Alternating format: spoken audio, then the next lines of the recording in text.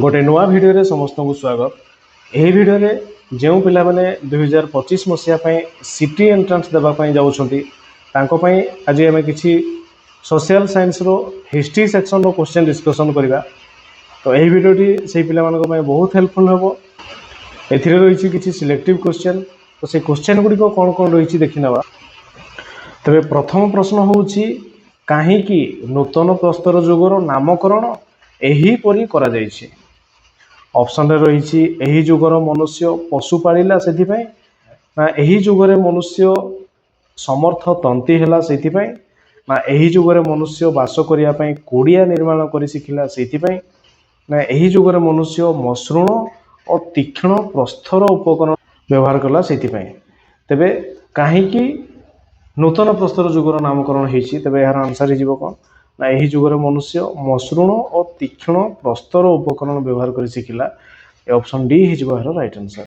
यार 2 नंबर केउ उपकरणटी प्रथमे नूतन प्रस्तर जुगर मनुष्य द्वारा तैयारी होइथिला। काठ बेंट सहित कुराढ़ी ना हातुड़ी ना छुरी ना कटुरी केउ उपकरणटी प्रथमे नूतन प्रस्तर जुगर मनुष्य द्वारा तैयारी होइथिला। मनुष्य द्वारा तैयारी होइथिबा जिनस होची कोन ना काठ बेंट सहित कुराढ़ी प्रथमे कुराढ़ी तैयारी करथिले। ऑप्शन ए हो राइट आंसर। यापर 3 नंबर नूतन प्रस्तर जुगरे केउ जीविकार आरंभ होइथिला। शिकार ना बयन ना कृषि ना खाद्य। तेबे केउ जीविका को जीविका प्रथमे आरंभ होइथिला तेबे यार आंसर हो कौन कृषि से माने करथिले नदी कूल कृषि। ऑप्शन सी हो राइट आंसर। यापर 4 नंबर नूतन प्रस्तर जुगर केउ कार्यटी जनबसति आरंभर सूचना दिए। शस्य उत्पादन ना कुकुर पालन ना माटी पात्र निर्माण ना कोड़िया निर्माण। तेबे यार आंसर हो कौन ना जनबसति माने गोष्ठी हूँ कौन कोड़िया निर्माण घर तैयारी करके से बसति स्थापन करते कोड़िया निर्माण। ऑप्शन डी हो राइट आंसर। यापर 5 नंबर केउ उक्तिटी ठीक नुहे। ऑप्शन रही नूतन प्रस्तर जुगर मनुष्य शस्य उत्पादन कला ना नूतन प्रस्तर जुगर मनुष्य कुड़िया बास करुला ना नूतन प्रस्तर जुगर मनुष्य गुंफा कांथ गुड़िक रंगायित करुला ना नूतन प्रस्तर जुगर मनुष्य धातुर व्यवहार शिखिला। तेबे यार आंसर कौटा हम ना कौटा ठीक नुह बोली कही ना नूतन प्रस्तर जुगर शस्य से उत्पादन कले कुड़िया बास कले आउ आस्ते आस्ते से धातु तंबा तापर ब्रोंज लुहा एगुड़ा सब व्यवहार शिखिले। तो गुंफारू से बाहरी आसते पुरातन से गुंफारे रोते तापर से एगुड़ा होता तेणु यार पूर्व स्टेजटा हूँ गुंफा तेणु ऑप्शन सी हो राइट आंसर जोटा कि ठीक नुह नूतन प्रस्तर जुग। Option C right answer. यापर 6 नंबर पुरातन प्रस्तर जुग अन्यथा कौन भावे परिचित। इयोलिथिक जुग ना नियोलिथिक जुग ना पालियोलिथिक जुग ना मसोलिथिक जुग। पुरातन प्रस्तर जुग को आउ कौन कह जाई पारे ना सी हूँ कौन ना पालियोलिथिक जुग। पालियोलिथिक जुग ऑप्शन सी राइट आंसर। यापर 7 नंबर पुरातन प्रस्तर जुगर मनुष्य केउठारे बास करुथिला। काठ घर ना डाल पत्र निर्मित तंबू ना गुंफा ना माटी घर। तेरे एथिरे कही पुरातन प्रस्तर जुग को जदि जीवा सेते थिला गुंफार रोते से माने। ऑप्शन सी हो राइट आंसर। यापर 8 नंबर केउ गोटी पुरातन प्रस्तर जुगर मनुष्यर प्रधान जीविका थिला। पुरातन प्रस्तर जुगर जीविका पशुपालन ना पशु शिकार और खाद्य संग्रह ना कृषि ना पात्र माटी पात्र निर्माण। तेरे प्रधान जीविका पुरातन प्रस्तर जुगरे कौन थिला ना से माने केवल पशु शिकार और खाद्य संग्रह करुले। ऑप्शन बी हो राइट आंसर। 9 नंबर पुरातन प्रस्तर जुगरे केउथिरे छुंची प्रस्तुत होउथिला। काठरे ना पत्थर ना हाड़े ना सिंगरे। पुरातन प्रस्तर जुगरे से छुंची प्रस्तुत कौथिरे करुले ना हाड़े हाड़े। ऑप्शन सी हो राइट आंसर। यापर 10 नंबर केउ गोटी पुरातन प्रस्तर जुगर मनुष्य को जना नथिला। ନିଆଁ ବ୍ୟବହାର, ନା ମାଟି ପାତ୍ର ନିର୍ମାଣ, ନା ଚିତ୍ର ଅଙ୍କନ, ନା ଚିତ୍ର ରଙ୍ଗ କରିବା। ପୁରାତନ ପ୍ରସ୍ତର ଯୁଗର ମନୁଷ୍ୟକୁ ଜଣା ନଥିଲା କ'ଣ ନା ସେ ହେଇଯିବ ମାଟି ପାତ୍ର ନିର୍ମାଣ। ସେମାନେ ନିଆଁର ବ୍ୟବହାର ପଥର ବାଡ଼େଇକି କରୁଥିଲେ, ଚିତ୍ର ବି ଅଙ୍କନ କରୁଥିଲେ, ଚିତ୍ରକୁ ରଙ୍ଗ ବି କରୁଥିଲେ। ମାଟି ପାତ୍ର ନିର୍ମାଣ ନୂତନ ପ୍ରସ୍ତର ଯୁଗକୁ ଯିବା, ତେଣୁ ପୁରାତନ ପ୍ରସ୍ତରରେ ନୁହେଁ, ଅପସନ୍ ବି ହେଇଯିବ ରାଇଟ୍ ଆନ୍ସର୍। ଏହାପରେ 11 ନମ୍ବର, ବେଦର ଅନ୍ୟ ନାମ କ'ଣ? ସ୍ତୁତି, ନା ଶ୍ରୁତି, ନା ସ୍ତ୍ରୋତ, ନା ସ୍ମୃତି। ବେଦର ଅନ୍ୟ ନାମ, ବେଦର ଅନ୍ୟ ନାମ ହେଇଯିବ କ'ଣ ନା ଶ୍ରୁତି। ଶୁଣି ଶୁଣି ମନେ ରଖାଯାଏ, ତେବେ ଅପସନ୍ ବି ଶ୍ରୁତି ହେଇଯିବ ରାଇଟ୍ ଆନ୍ସର୍। ଏହାପରେ 12 ନମ୍ବର, ବେଦମାନଙ୍କ ମଧ୍ୟରୁ କେଉଁଟି ସର୍ବପୁରାତନ? ସାମବେଦ, ନା ଯଜୁର୍ବେଦ, ନା ଋଗ୍ବେଦ, ନା ଅଥର୍ବବେଦ। ସବୁଠୁ ପୁରାତନ ହେଉଛି କିଏ ନା ଋଗ୍ବେଦ। ଋଗ୍ବେଦ, ଏ ଅପସନ୍ ସି ହେଇଯିବ ରାଇଟ୍ ଆନ୍ସର୍। ଏହାପରେ 13 ନମ୍ବର, ଚତୁରାଶ୍ରମରେ କେଉଁ ଗୋଟି ଜୀବନର ତୃତୀୟ ସ୍ତର ଥିଲା? ବାନପ୍ରସ୍ଥ, ନା ଗ୍ରାହସ୍ଥ୍ୟ, ନା ସନ୍ନ୍ୟାସ, ନା ବ୍ରହ୍ମଚର୍ଯ୍ୟ। ତେବେ ଏହାର ଆନ୍ସର୍ ହେଇଯିବ କ'ଣ ନା ବାନପ୍ରସ୍ଥ। ତେବେ ପ୍ରଥମେ ହେଉଛି ବ୍ରହ୍ମଚର୍ଯ୍ୟ, ଗ୍ରାହସ୍ଥ୍ୟ, ବାନପ୍ରସ୍ଥ, ସନ୍ନ୍ୟାସ, ଏମିତି ଥିଲା। ଅପସନ୍ ଏ ହେଇଯିବ ଏହାର ରାଇଟ୍ ଆନ୍ସର୍। ଏହାପରେ 14 ନମ୍ବର, ଋକ୍ ବୈଦିକ ଯୁଗରେ ନାରୀମାନଙ୍କ ସହିତ ସମ୍ପୃକ୍ତ କେଉଁ ଉକ୍ତିଟି ଠିକ୍?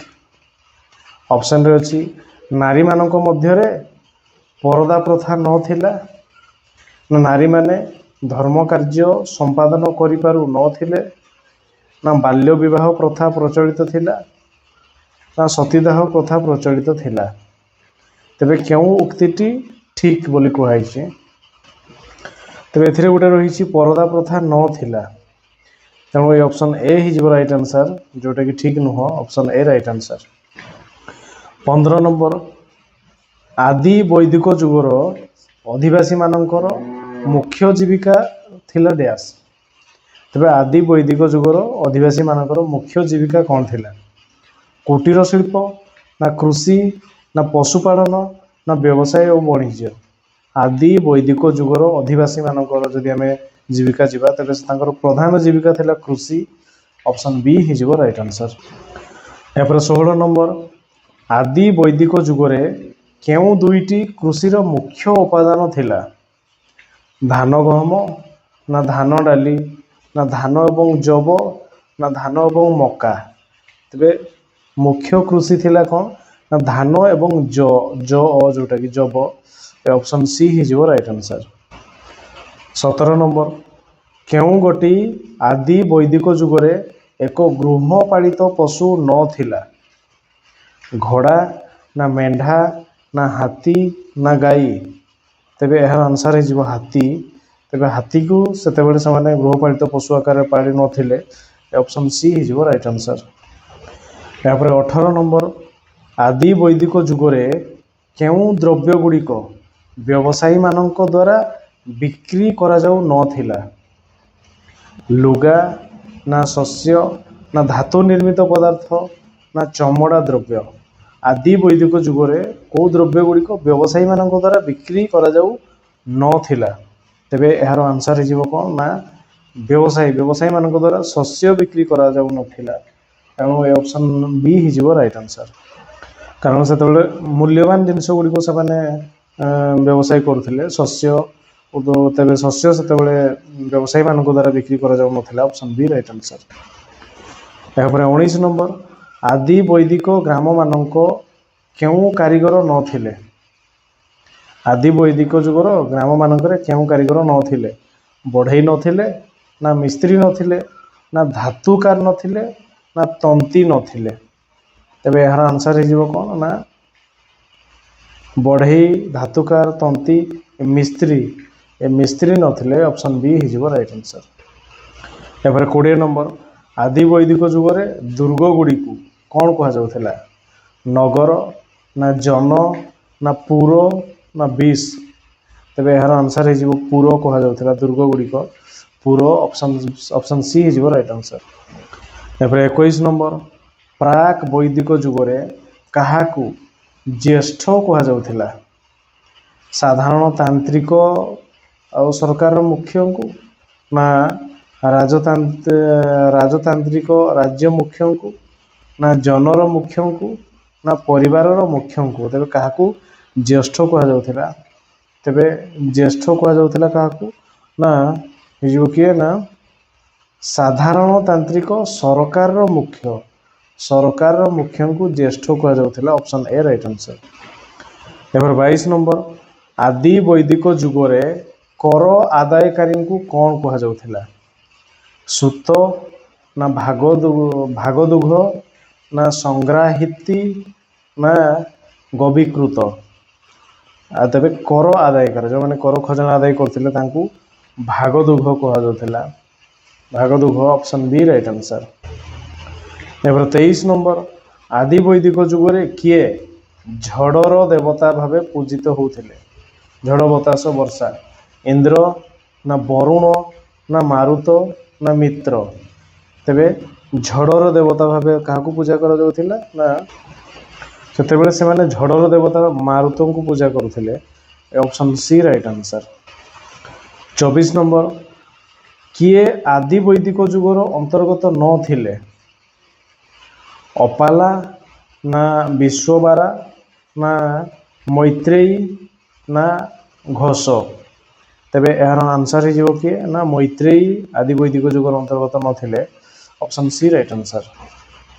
एबार 25 नंबर आदि वैदिक जुगरे एक ग्रामर मुख्य को कौन कहुला ग्रामवादी ना ग्रामणी ना कूड़प ना ग्रामिक तेरे यार आंसर हो कौन ना ग्रामर मुख्य को कहुला ग्रामणी ए ऑप्शन बी हो राइट आंसर। 26 नंबर वैदिक जुगरे अघन्या शब्दटी कहा सहित संपृक्त थिला घोड़ा ना गाई ना बलद ना मेढ़ा तेरे यार आंसर हो कौन ना अघन्या शब्द तेरे गाई सहित संपृक्त थिला गाई ऑप्शन बी हो राइट आंसर। एपर 27 नंबर परवर्ती वैदिक जुगरे नारी मानक संबंध रे केउटी ठीक नुहे नारी मानकर पैतृक संपत्ति उपभोग करने अधिकार नथिला ना सभा समिति रे अंशग्रहण करने नारी मानकर अधिकार नथिला ना समाज रे यौतुक प्रथा प्रचलित थिला ना बाल्य विवाह प्रथा प्रचलित नथिला तेरे यार आंसर हो कौन ना बाल्य विवाह प्रथा प्रचलित नथिला तेरे यह भूल अच्छी से बाल्य विवाह प्रथा प्रचलित थिला तेणु ऑप्शन डी हो राइट आंसर। एपर 28 वैदिक जुगरे काहाकू ब्रीही कहुला मेढ़ा ना लंगल ना फल ना धान तेरे यार आंसर हो कौन ना ब्रीही कहुला क्या ना धान को कहुला ब्रीही option D right answer. 29 number वैदिक जुगरे किए गघ्न भाव में सूचित होते गाई गोरु दान करुवा व्यक्ति ना गाई गोरु बध करुवा व्यक्ति ना अतिथि ना बरपात्र वैदिक जुगरे गघ्न क्या कहुला ना गघ्न कहुला क्या ना अतिथि मान को गघ्न कहुला option C right answer. 30 number केउ गोटी परवर्ती जुगर एक स्वतंत्र वैशिष्ट्य जाति प्रथार उद्भव ना ब्राह्मण मानक प्राधान्य ना पुरुष और नारी मानक मध्य समानता ना पशुपालन तेरे कौटी परवर्ती जुगर एक स्वतंत्र वैशिष्ट्य अटे तेरे परवर्ती जुग यार आंसर हो जाति प्रथा सृष्टि है उद्भव जाति प्रथार उद्भव ये ऑप्शन ए हो राइट आंसर। यापर 31 नंबर वेदर अन्य नाम हूँ कौन ना श्रुति option B right answer. 32 number केउ मानव प्रथमे निआर व्यवहार जानिले निएंडरथाल ना आस्ट्रालोपिथेसाइन्स ना होमो हाबिल ना होमो इरेक्टस तेरे केउ मानव प्रथमे निआर व्यवहार जानिले तार आंसर हो कौन निएंडरथाल मानव से निआर व्यवहार प्रथमे जानी ऑप्शन ए हो राइट आंसर। 33 नंबर ନିମ୍ନୋକ୍ତ କେଉଁମାନେ ପ୍ରସ୍ତର ନିର୍ମିତ ସରଞ୍ଜାମ ମାନ ବ୍ୟବହାର କରିଥିଲେ? ହୋମୋ ହାବିଲ ନା ନିଆଣ୍ଡରଥାଲ ନା ହୋମୋ ଇରେକ୍ଟସ୍ ନା ହୋମୋ ସାପିଏନ୍ସ? ତେବେ କେଉଁମାନେ ପ୍ରଥମେ ପ୍ରସ୍ତର ନିର୍ମିତ ସରଞ୍ଜାମ ବ୍ୟବହାର କରିଥିଲେ? ତେବେ ଏହାର ଆନ୍ସର ହେଇଯିବ କ'ଣ ନା ହୋମୋ ସାପିଏନ୍ସ। ହୋମୋ ସାପିଏନ୍ସ ଏ ଅପସନ୍ ଡି ହେଇଯିବ ରାଇଟ୍ ଆନ୍ସର। ଏପରେ 34 କେଉଁ ଆଧୁନିକ ଜୀବିତ ମାନ ଶ୍ରେଣୀ ଅଟନ୍ତି? ଆଷ୍ଟ୍ରାଲୋପିଥେସାଇନ୍ସ ନା ହୋମୋ ହାବିଲ ନା ହୋମୋ ଇରେକ୍ଟସ୍ ନା ହୋମୋ ସାପିଏନ୍ସ? ତେବେ ଆଧୁନିକ ଜୀବତ ମାନ ଯେଉଁ କେଉଁମାନେ ତେବେ ଆଧୁନିକ ଯେଉଁ ମାନବ ଅଟନ୍ତି? ତେବେ ଏହାର ଆନ୍ସର ହେଇଯିବ କ'ଣ ନା ଆଷ୍ଟ୍ରାଲୋପିଥେସାଇନ୍ସ ଏ ଅପସନ୍ ଏ ହେଇଯିବ ରାଇଟ୍ ଆନ୍ସର। ଏପରେ 35 ନିମ୍ନୋକ୍ତ ମଧ୍ୟରୁ କେଉଁ ଯୁଗର ଜଳବାୟୁ ଅତ୍ୟନ୍ତ ଶୀତଳ ଥିଲା? ପୁରାତନ ପ୍ରସ୍ତର ଯୁଗ ନା ନୂତନ ପ୍ରସ୍ତର ଯୁଗ ନା ଲୌହ ଯୁଗ ନା ବ୍ରୋଞ୍ଜ ଯୁଗ? ତେବେ କେଉଁ ଯୁଗର ଜଳବାୟୁ ଅତ୍ୟନ୍ତ ଶୀତଳ ଥିଲା ବୋଲି କୁହାଯାଇଛି? ତେବେ ଏହାର ଆନ୍ସର ହେଇଯିବ କ'ଣ ନା ଲୌହ ଯୁଗ ଅପସନ୍ ସି ହେଇଯିବ ରାଇଟ୍ ଆନ୍ସର। 36 ନମ୍ବର ପ୍ରସ୍ତର ଯୁଗର କେଉଁ ଭାଗକୁ ନୂତନ ପ୍ରସ୍ତର ଯୁଗ କୁହାଯାଏ?